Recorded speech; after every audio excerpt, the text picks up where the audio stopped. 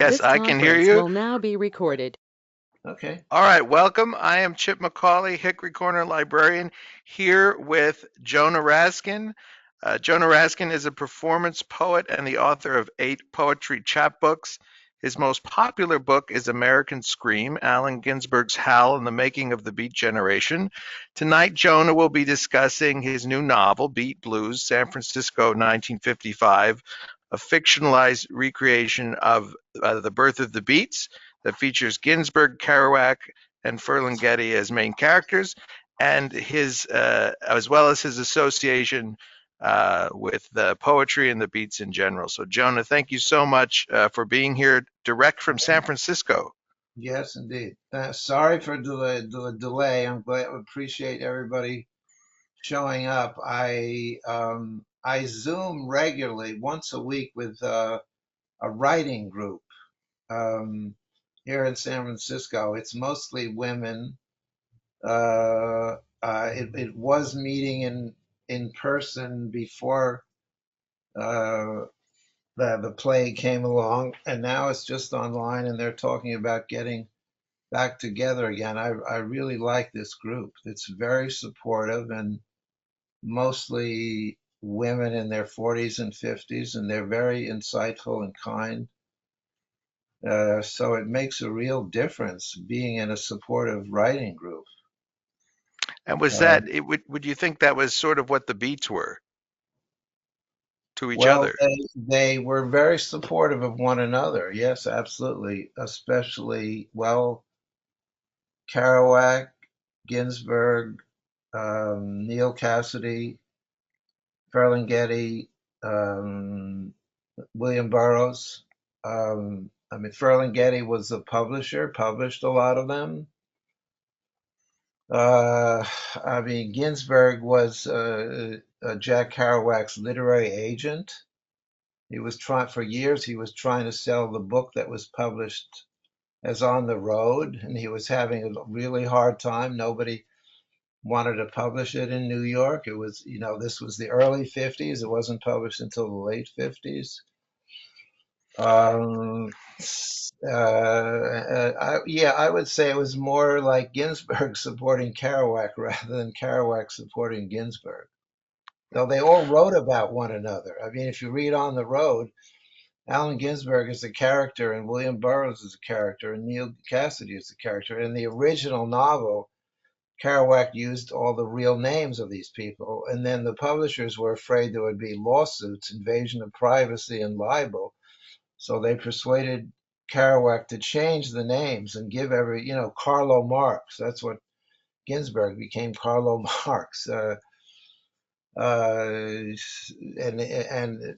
Kerouac himself became Sal Paradise, um, named after Sal Mineo, who was a rock and roller in those days. So So now, they were an interesting group. They got together in New York in the 1940s, and they all right. wanted to be great artists. And they believed that they would be great artists when they were young men. I don't know, was that, hubris or what was that? I mean, there probably are lots of college kids who think they're going to be great writers, but how many of them do what the Beats did? Probably not many. Um, I mean, they worked at it. They knew how to publicize. They had connections. I mean, Ginsberg was the great publicizer of the Beats. I mean, he basically created this whole idea. When they first got together, nobody called them the Beats or the Beat Generation. There were bohemians, but there weren't Beats. So it's To what only extent To what extent were they a creation of Allen Ginsberg, though, this vision? I mean, they were amazingly talented writers, but he seemed to be able to get the message out exactly like better than anyone.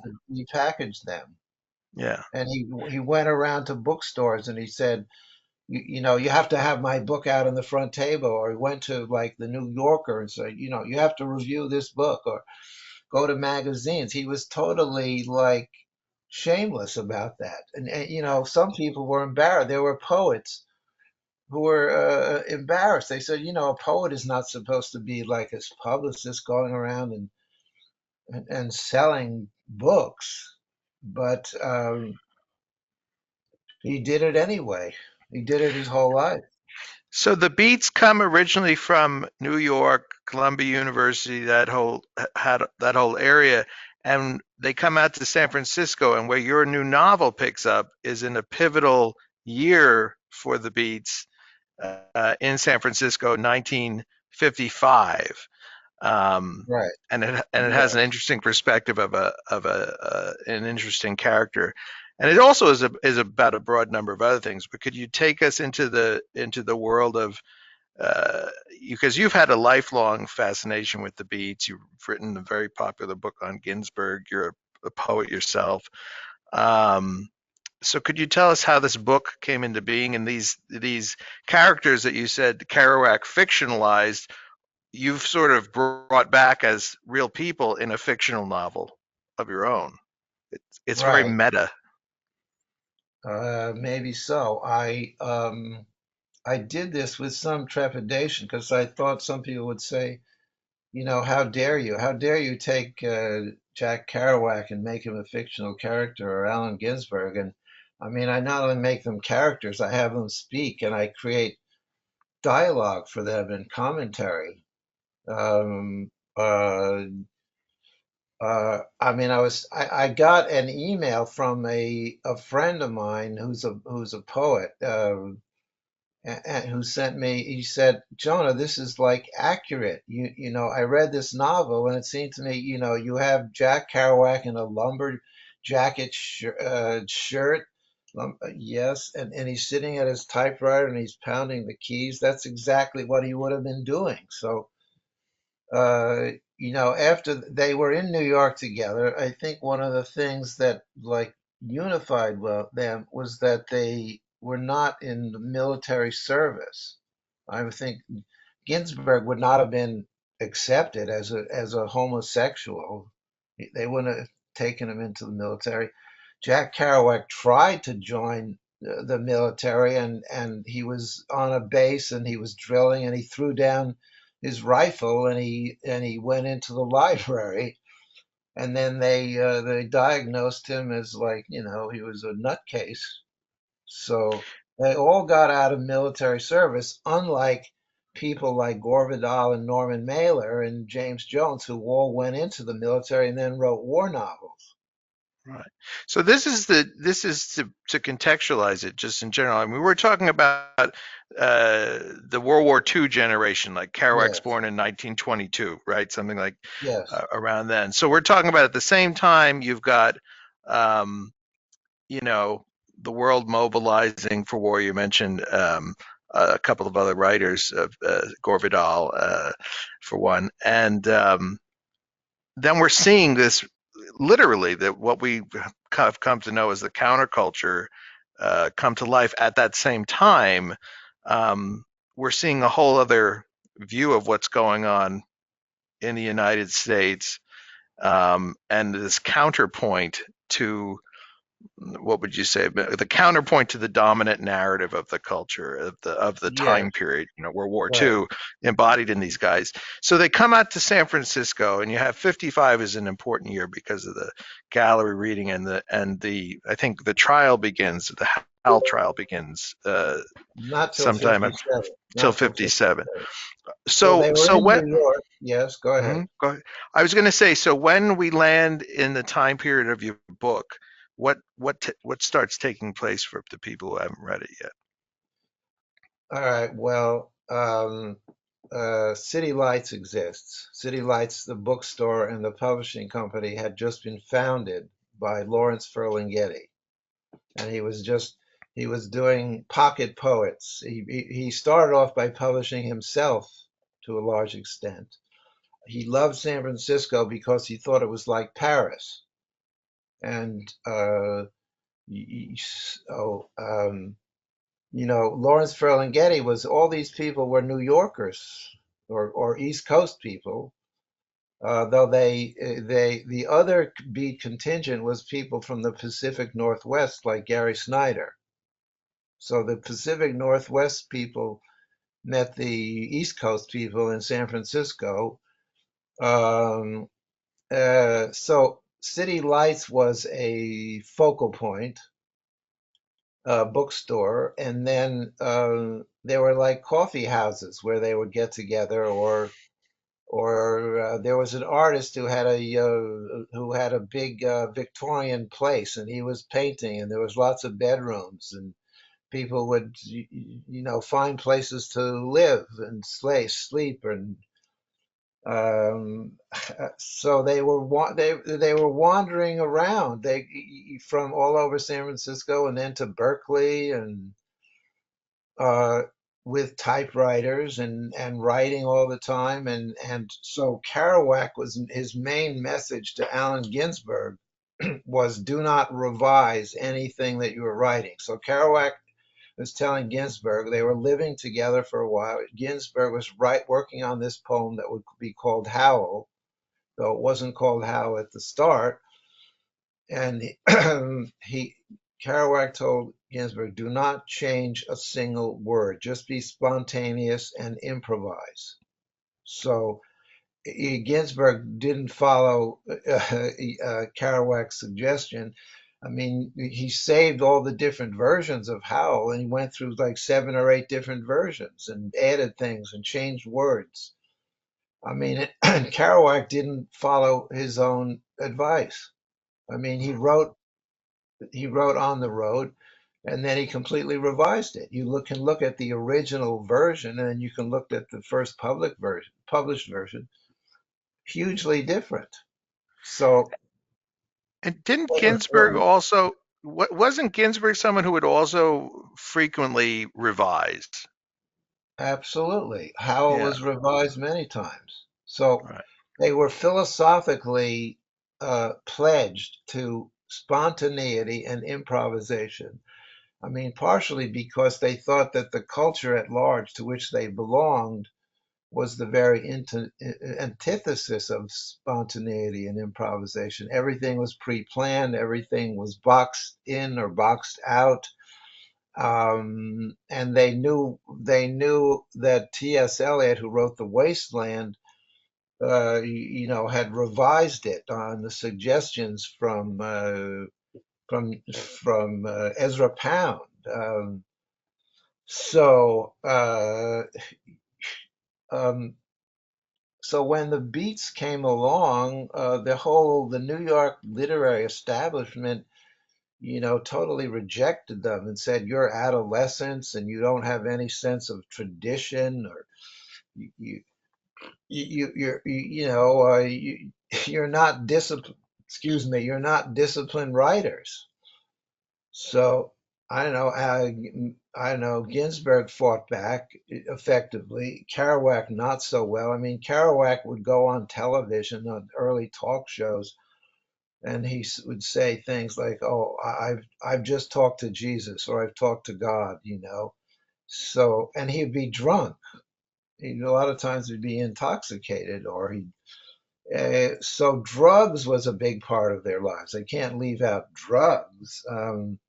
Amphetamines and marijuana and peyote. So Ginsberg was doing peyote in San Francisco, and having kind of hallucinations. I have a scene in my book in which Ginsberg is eating peyote, and then he goes out into San Francisco, and he he has visions. To all of them, it was important to have visions. So, what's one thing that's interesting? You talk about the visions, and then I want to get to the East Coast West Coast thing and Gary Snyder with the nature poetry. But what's the deal with a bunch of New Yorkers coming out to San Francisco and then starting a cultural revolution?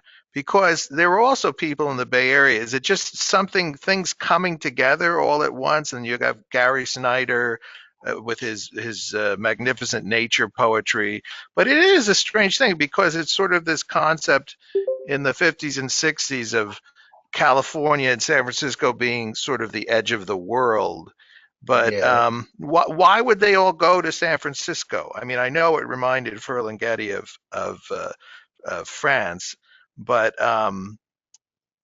there is something, as we both know, there is something about East Coast people, at least spending some time out in California and having it be a transformative experience. So, I mean, do you have any thoughts on that mix Yes, of well, East I Coast, would West say Coast? for one thing, it was important for both Ginsberg and Kerouac to get away from their families, Hmm. for Ginsberg to get away from his father, who was kind of domineering. He was a poet and kind of had an iron hand, and his mother, Ginsberg's mother, was like schizophrenic, and he was taking care of his mother and taking her to mental institutions. He saw her try to commit suicide at one point. I mean, there was a lot of the Yiddish word is like mishigas. There's a lot of mishigas in this family. So, for Ginsberg, I mean, coming to San Francisco, it was important for him to put distance, actual miles between him and his mother and his father and his older brother, Gene, to cut all these ties, to get away from his professors Right, and at Columbia. even though he was studying at Columbia, he was originally from Patterson, correct? Same as Yes, New Jersey. William Carlos Williams. Yeah. Right.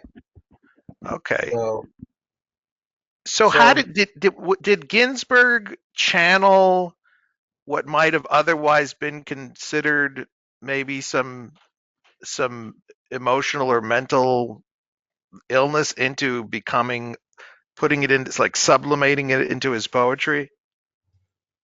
yeah, absolutely. The opening line for Howl is, "I have seen the best minds of my generation destroyed by madness, Hmm. starving, hysterical, naked." I mean, he had the experience of his mother being mad. And then Ginsberg when he was a student at Columbia, he was involved with some criminals. They kind of romanticized crime and criminals. They spent a lot of time around petty criminals like Herbert Huncke, or with people on the fringes of society. So Ginsberg knew some people who were breaking into people's homes and stealing jewelry and furs, and then they were stashing the stolen goods in Ginsberg's apartment in New York. So So what he was got, the yes. Oh, I'm saying go ahead, but I was wondering what's like why were they hanging with these? They're not quite underworld figures, but people who are on the fringe of society, the criminal fringe. Well, they thought it was cool. I mean, the poets they liked were the people like Rimbaud, French Hmm. poet, Rimbaud, or before. There's a history of French poets who are, Rimbaud was a slave trader. He traded in slaves, and not very savory. So, and then there was Ezra Pound, one of the great poets of the 20th century, who collaborated with the Italian fascists during World War II and broadcasted anti-American stuff on the radio from Rome. And so he got brought back to the US and went on trial, and they put him in a mental institution. He was declared mad. Hmm. So the madness to them was a sign of sanity. It was, in the way you say, bad is the new good. Hmm. I mean, they're bad boys and they think it's cool to be bad. They don't want to be conformist. But so the world is crazy, they're not. Exactly. Yes, I mean, they point to concentration camps. They find out about concentration camps. They know about the dropping of the bombs on Hiroshima and Nagasaki. They think that's crazy. War preparations, that's crazy.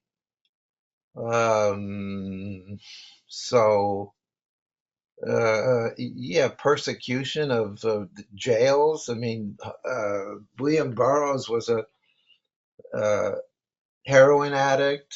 I mean, they also romanticized use of drugs. I mean, use of drugs to disarrange the senses. You want to break out of, they want to like sabotage their own minds. They don't want to be thinking. They want to subvert normal or ordinary brain processes. Now, is So, that because this will lead in the beats will lead into the counterculture of the 60s, and yes, people like Ginsberg will sort of transform as time goes on. Um, why is it that this particular group of people wanted to escape? Uh, did they want to escape normative reality, the yeah, reality yes, of the yes. They bomb and don't the like wars? normal, right? They don't like normal reality. Well, they're in New York City. They're around Columbia University. Some of them are taking classes. Some of them are not. They're misfits. I mean, excuse me, Kerouac is coming from a Catholic family.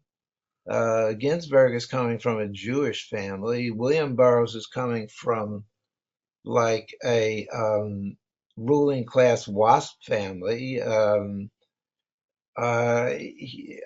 would say to a certain extent, and then they're not in the military. So they gravitate to one another, towards one another. They find out they have kindred, interests, and they start living together in apartments. And then this guy named Neil Cassidy shows up with his girlfriend. He's driven, from California, and they think that Neil Cassidy is the new hero and the greatest ever, the greatest human being ever. And then they start, well, like Kerouac, goes driving with Neil Cassidy across And the Neil country. and Neil Cassidy becomes a figure in a number of different ways. I mean, you go even forward to Ken Kesey, right? And the electric Kool-Aid acid test and that whole era where Neil Cassidy isn't he on the magic bus and he plays Yeah, yes. he's all over the place. What was it about him that made him such an inspirational figure to these folks? Well, I thought of him as like the modern day cowboy. He wasn't on a horse, but he was on a car. He had his cars, he was a car thief. Hmm. So I recently, so this year is a big year for literary anniversaries. It's the 100th anniversary of the birth of Jack Kerouac. It's the 100th anniversary of the publication of James Joyce's novel Ulysses. And I read a really great biography of James Joyce by Edna O'Brien, another Irish writer. And one place in her book, she's talking about how mean James Joyce, was to people around him, to his brother, to his wife Nora. And she says, um, are all great writers monsters? And she says, yes, they are. They're, something about they sacrifice everything for their art, and they become like unpleasant human beings or to be around. I mean, Kerouac had a daughter. He never acknowledged her. He didn't want to have anything to do with his own daughter. Um, uh, they were not respectable citizens in any way, shape, or form. Were they monsters? Probably Kerouac was a monster to terms of his daughter. Uh, I mean, I would say, Ginsberg used people quite a bit. I mean, so Ginsberg, I started to say that, talk about Ginsberg, thieves using his apartment to stash the stolen goods. And so he was in a car and he was transporting some of his notebooks, and there was an accident, and the police came and they found out, they got his identity. They went back to the apartment. They found there was all these stolen goods there. So they wanted to send him to jail, but his professors at Columbia said, no, no, don't send him to jail. Send him to the mental hospital. So they sent him to like this big mental hospital in New York City in Manhattan. And while he was there, he met this guy named Carl Solomon, who was also a patient. And so, and Carl Solomon became a one of the characters in Howl. And so Ginsberg ascribed things to inserted things in Carl Solomon's life that he didn't do. Hmm. And Carl Solomon was really pissed at him. Like Ginsberg says that he got electric shock therapy when he was in the mental hospital. It wasn't true. His mother, Ginsberg's mother, had electrical shock. So things that happened to his mother, he put into the life of Carl Solomon. So Um, why do you think he did that? Poetic license. He felt that he had. I mean, he could loot from other people's lives, and combine combine things from different people and make composite pictures. But he actually, so maybe that would be okay, but he used Solomon's real name. So So this is a we have a question which yeah, is it relates to this. Um, and want to know your thoughts about why Ginsberg embraced and resonated with the 60s ethos, but Kerouac so thoroughly did not. And the question is, my understanding is that he tried psychedelics, had a very bad time, and came to view the hippies very negatively. Was it his Catholicism, his alcoholism, or something more? So we've looked at Ginsberg and said, yeah, well, he's enormously creative, he's very self promotional, he'll take something from someone else's life that isn't necessarily accurate but works in the poem, but then he transcends to the hippie era. He transcends to the no nuke era. yes. And Kerouac destroys himself. Well, a lot, yes, a lot through drink of alcoholism. I mean, he died at the age of 47. Um, very, he drove himself, though he never, though he never actually drove a car. Neither Ginsberg nor Kerouac actually drove across the country. I mean, Neil Cassidy was the driver. And to me, the most insightful thing that anybody said about Neil Cassidy was said by William Burroughs. William Burroughs called him the mover. All he cared about was moving. He didn't want to stand still or stay still. Burroughs said he would abandon his wife, his children, his house, just to keep moving. So, what was it about Ginsberg that allowed him to embrace the changes of the 60s and the 70s? And uh, what was the difference between him and Kerouac, and in terms of why Kerouac could not? Because, like you mentioned earlier, Kerouac would be on the show, you know, hamming it up and drunk and all that, and yet Ginsberg would be out, talking politics, and he eventually became a professor. Why weren't the two more aligned in terms of being able to transcend these time periods? Well, at a certain point, in the early '60s, well, to back up a little bit, uh, Kerouac would go on road trips across the country, or he'd go to Mexico, or they went to Morocco to visit Paul Bowles. But Kerouac always went back to his mother and lived with his mother. He was totally attached to his mother, whereas Ginsberg broke free from his family to a large extent, and he sort of liked the what became communal lifestyles. He Talk about the counterculture, the subculture. It's almost like it sounds like anything that the dominant culture was stood for, somehow this group was either subverting it artistically or in some other way.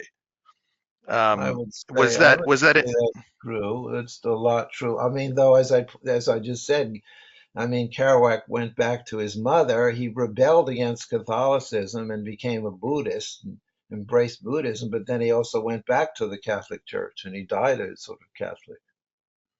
And Ginsberg became a college professor. But he, Right. that he,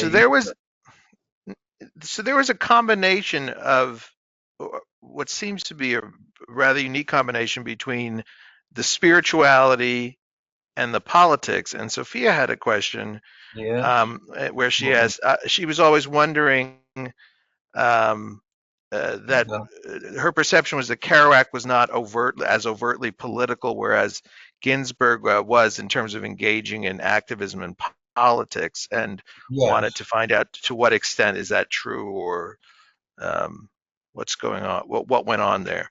Um, yeah, I would say, well, so Ginsberg also came from a left-wing family. I mean, his mother was a communist in the U.S. Communist Party. His father, for a while, was a socialist. His mother used to take him to meetings of the Communist Party. He was sort of exposed to uh, these very traditional leftists at a very early age, and he sort of had that. That was another part of him, of this sort of embrace of, he was very sentimental about these guys who were writing pamphlets and running for president on, or workers, support the workers and organize. And so Kerouac tended to vote um, for Republicans. Like he voted in 1952, he voted for the Republican candidate for president, Bob Taft. Um, Was there also an age issue with Kerouac in terms of when he finally hit it in terms of the fame with On the Road? He was much older than he was as when he depicted himself in the book, and so he there was almost, was there a sort of a generation gap between him and the hippies in the 60s that somehow Allen Ginsberg was able to connect with, and Kerouac either didn't want any part of or wasn't able to connect with? um, well, it's an interesting thing about why was Ginsberg able to move or morph into from beat into like hippie, and Kerouac wasn't. Mm, uh, so he's probably it's a lot to do with their personalities, and I mean the fact that um, that Kerouac's Catholicism reasserted itself. I mean, what Kerouac really cared about was, well, he was patriotic. He was definitely a patriotic American. The flag, support your president. I mean, they all had contradictions. I mean, um, um, he wasn't able to, he didn't, he wanted to join the military in World War II. I mean, the other thing about Kerouac, he also in the early 40s, he went to Communist Party meetings in New York That's a City. that's a pretty big contradiction between that and voting for the Republican candidate for president in '52. Yes, so there are letters that Kerouac wrote from the 1940s where he says, "I want to join my Russian comrades and fight with them against fascism." So that was for a while. He tried that out. So maybe he's a person who he tries out different things and tries to like them. And um, Um, so yeah, the 60s, Kerouac was accepted. People read on the road, like somebody like Tom Hayden, who was a civil rights activist and early radical of the 60s. He read on the road and went down south to join the civil rights movement. He was inspired by Kerouac. A lot of people were inspired by Kerouac to go away from their families and get involved with politics. He So didn't we have like another question. No, go ahead. Kerouac didn't like being be used that way. Mhm. So we have another question. This is from Connie, who says that I so remember loving Kesey and thinking that Kerouac was old or out of touch with new thinking of the time. Her question is, what do you think the students today reading Cuckoo's Nest and even Hal today in school might best take away from their reading? Um, Good question. Well, there's been a lot of discussion this year because it's the 100th anniversary of Kerouac's birth. A lot of discussion about On the Road, especially On the Road, because that's the novel everybody knows. And I have met young people who tell me they started reading On the Road recently and didn't couldn't get into it and just closed the book, and is sort of a generational distancing from Kerouac. And then quite a few people, not only women, but a lot of women have said, well, Kerouac was a sexist, and his depictions of women are, these patriarchal and stereotypical. Women in Kerouac are either they're virgins or whores. So, I mean, there are people who say, yes, well, he was a sexist, but I still like to read his books anyway. And what about Hal and Cuckoo's Nest? I mean, these are. I mean, we're in a time period where books are getting. There is a lot of effort to ban certain books. That the Beats dealt with these topics. A very long time ago, and we're seeing. A lot of the banning efforts come from families, and it comes from the school boards trying to get things banned in the school library.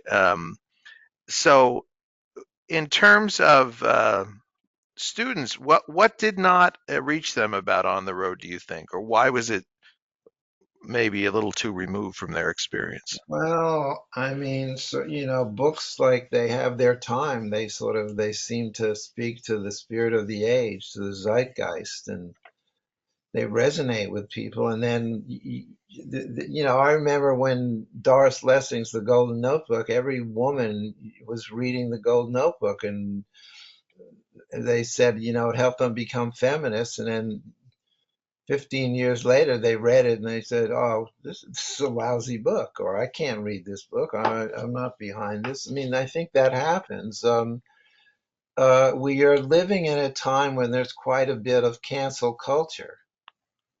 People are So, discovering, yeah, I was going to say, apologies for interrupting, but in terms of the cancel culture, would the Beats be canceled today, do you think? they don't seem to be canceled. Hmm. Um, so I did a bookstore event about 6 weeks ago, bookstore in San Francisco, Bird and Beckett, and there were two people on the program with me. One of them was a person who worked at City Lights bookstore and it publishes a lot of poetry there, and that person really loves Kerouac and loves his poetry. And then the other guy is the head of a publishing company in Berkeley, Heyday Books, and he said um, Jack Kerouac was a terrible person and a terrible writer. Now, that was not a popular view. And the next day, he sent me an email and apologized for saying that. But there are people who feel that way. But I also went to a Kerouac event at the Beat Museum in North Beach, and there was an open mic, and there was like 40 people who would get up to the mic and read some of their own work or read from Kerouac, and very enthusiastic about him. So I Mhm. don't, even though there are these criticisms about Kerouac, as undesirable views about women, and I know people also have made fun about his views about black people. He was very attracted to African American culture and music. I mean, jazz. He loved jazz musicians. They all loved, well, he and Ginsberg loved jazz saxophone, went to jazz clubs. Now, one thing So, but I you think I should go back. I can't really answer the question about okay. Ken Kesey and the Cuckoo's Nest. I have not heard anybody recently talk about Kesey or One Flew Over the Cuckoo's Nest. Mhm. Uh, I mean, maybe So, there are, but it's not on the screen, shall we say. so one thing I wanted to circle back to. Now you mentioned that Ginsberg and Kerouac, and it was the bebop era, the Yes, jazz saxophone. Um, some people might say, well, even though they were inspired by it, it's perhaps cultural appropriation, or some people yes. would say, no, it's part of the scene.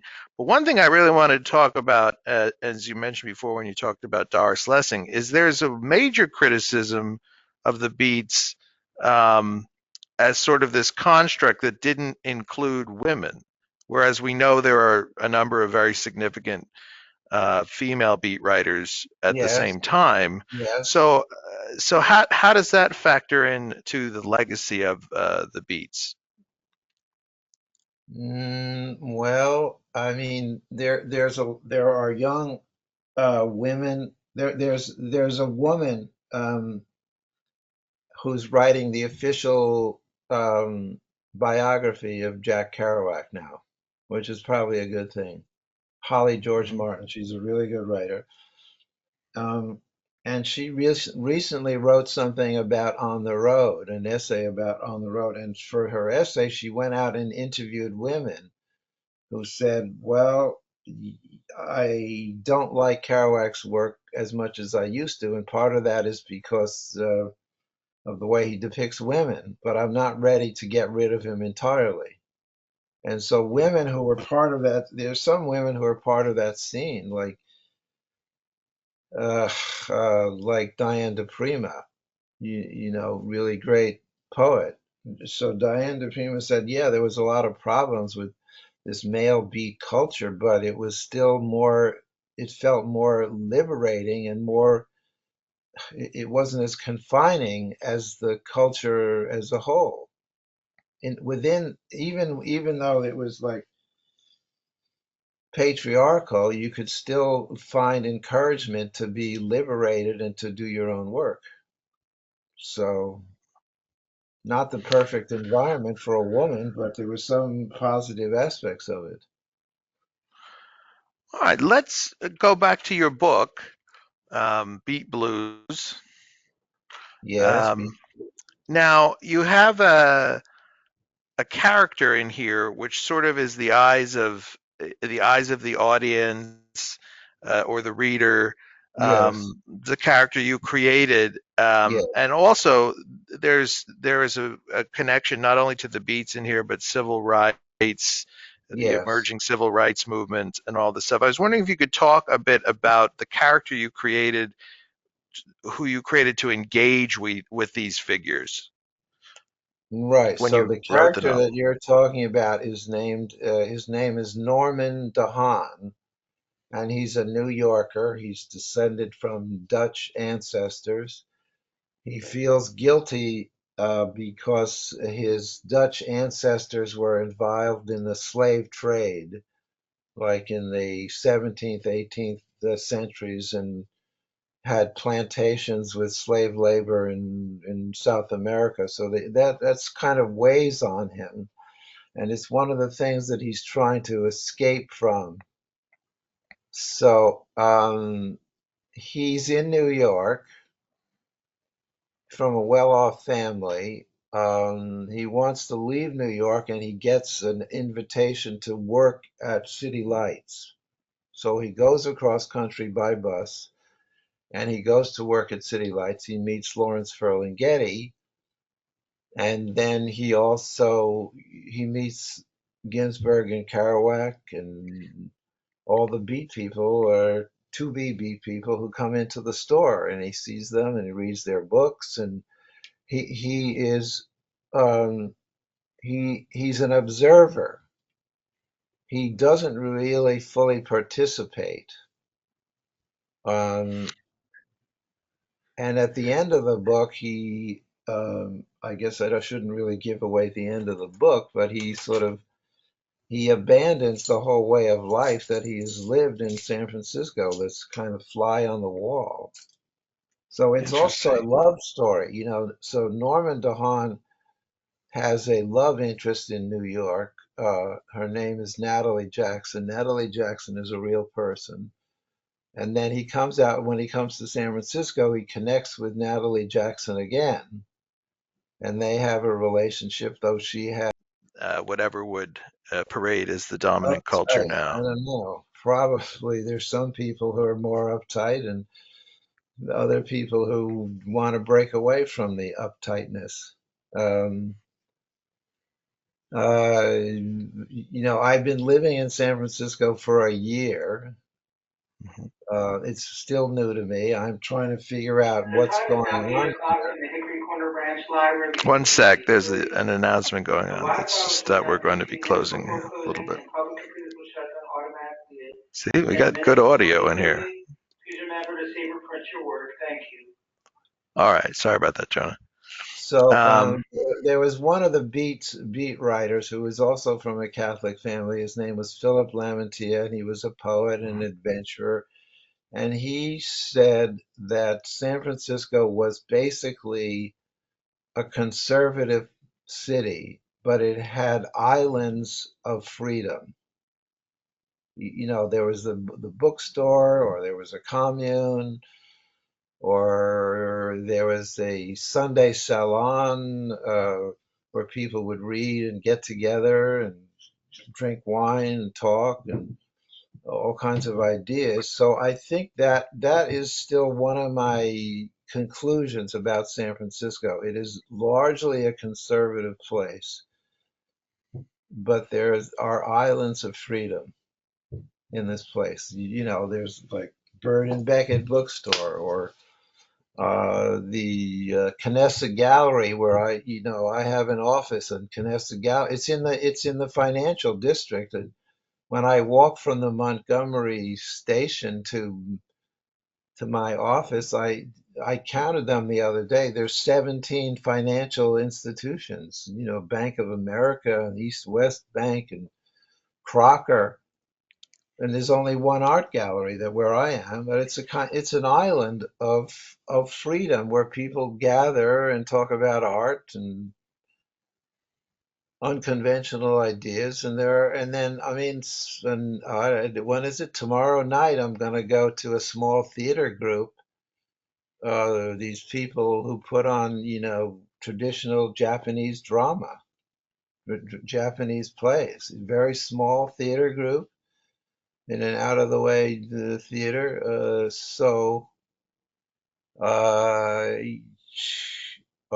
the Mechanics Institute Library, or I mean, I go to the main library or the branch libraries, and they are, I would say, if you think about what goes on, you see what goes on in the libraries in San Francisco, you would say this place is, I mean, it's largely women writers and artists, and it's largely women, it's people of color and who are anti-establishment.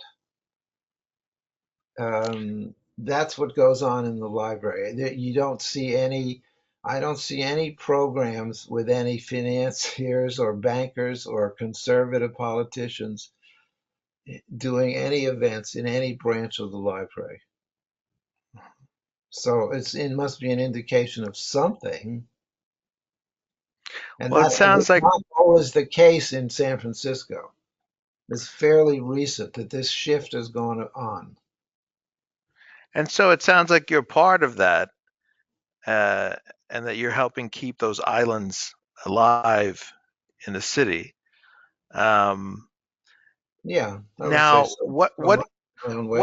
what does this year hold for you as you continue forward? Because I know you're always working on something. But I would never ask a writer what exactly you're working on or anything like that. But I know you're always working on something. So just in Um, general, what are you up to? well, the first time in my life I entered a poetry competition. I gathered together like 60 poems and sent them off to a magazine. I did that recently. I last year, well, for from October to January, I was part of an exhibit on punk San Francisco, the punk culture from the 1980s. I worked with a photographer who took pictures of punk people in the 80s, and then I interviewed them. And so the show that we had was her photographs and the words that I selected from the interviews. They were next to one another. So that was in the library for 4 months. Um, and then some of the photos are still up in a club in the Mission. Uh, um,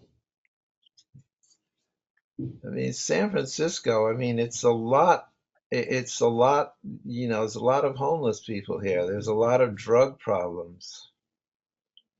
But Um, it's a city of contradictions, right? The super rich and the Definitely the super super, poor, absolutely. the the artists, the financiers.